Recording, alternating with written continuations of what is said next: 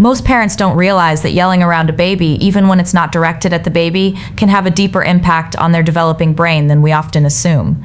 If you've ever raised your voice during a frustrating moment, or if you and your partner have had a heated discussion within earshot of your little one, you're not alone. These moments happen in almost every home. And before we go further, let me say this clearly. One raised voice or one tense exchange does not define parenting or permanently harm your child.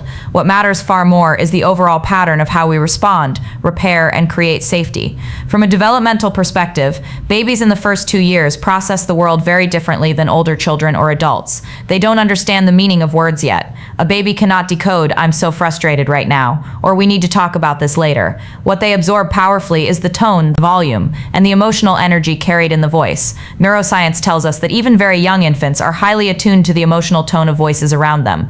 Their brains are wired to scan constantly for cues of safety or threat. A calm, warm voice signals that the environment is secure. A sudden, loud, angry tone, even if it's between adults, triggers the baby's nervous system to register potential danger. This is because the early stress response system is already forming. When a baby experiences repeated or intense loud emotional input, the brain begins to wire itself to be more reactive. The nervous system learns that the world can shift quickly from safe to unpredictable. Over time, this can make it harder for the baby to settle back into calm states. What makes this especially intense for babies under 2 is that they have almost no way to make sense of what's happening. An older child might understand context. Mom and dad are arguing about money, but they still love me. A baby cannot. For them, the loud voice arrives as raw sensory input, overwhelming sound, sharp changes in energy, no predictable pattern. Their still developing sensory systems can become flooded, leaving them in a state of high arousal without the tools to self-soothe or understand why. Over repeated exposure, this can show up in subtle but noticeable ways. You might see a baby who startles more easily at everyday sounds,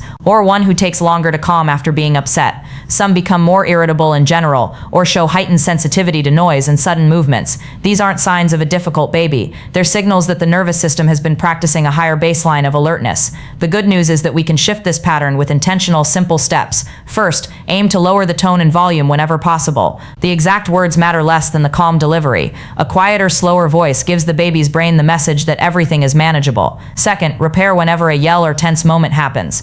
After the intensity passes, come close to your baby. Use a soft voice, gentle touch, eye contact if they're open to it. Even a few moments of warm connection tells their nervous system, the stress has ended, safety has returned. This repair moment is powerful. Third, when you can, reduce your baby's direct exposure to adult conflict. Step into another room for a difficult conversation, or wait until nap time. Protecting those early months from chronic high emotion gives the developing brain more space to wire toward calm regulation. What's especially hopeful here is the power of repair itself. Neuroscience shows us that stress followed by reliable comfort actually builds resilience. When a baby experiences a moment of dysregulation and then receives soothing, their brain learns big feelings come and they pass. I am safe with my caregiver. These repaired moments teach emotional flexibility far more effectively than a perfectly calm household ever could. You don't need to be perfect. Babies are remarkably adaptable when their caregivers are willing to show up with presence and repair. Supporting your own self-regulation, taking a breath, stepping away briefly when needed, is one of the kindest things you can do for your child's brain.